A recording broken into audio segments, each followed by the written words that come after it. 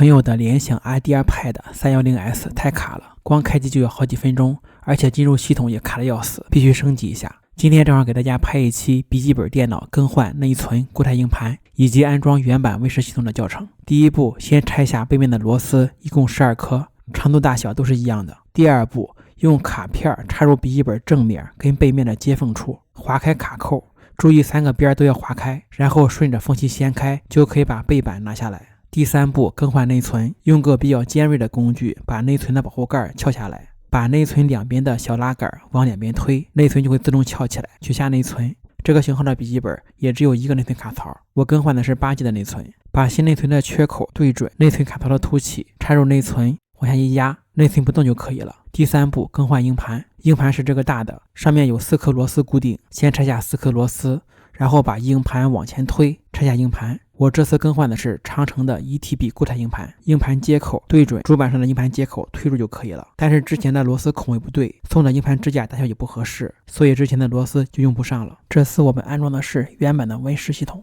做系统之前，首先需要制作系统安装盘。首先在必应搜索上搜索 Win10下载，打开 Win10官方下载页面，点击下面的立即下载工具，然后打开接受协议，选择第2项为另一台电脑创建安装介质，点下一步。语言选择中文 Win1064位，点下一步，选择 U 盘，插入一个最小8G 容量的 U 盘，再点下一步，选择 U 盘，再点下一步，先是显示下载进度，下载完成后验证下载，提示 U 盘准备就绪，点击完成，看一下制作好的系统 U 盘大约占用4G 容量，里面是这些内容。把制作好的系统安装 U 盘插入笔记本的 USB 接口，按开机键，在出现画面的时候立刻按 FN 加 F12 键，打开启动选项，选择 USB 设备，根据提示选择语言，这边选择我没有产品密钥，先安装系统，最后激活，选择 Win10专业版，接受协议。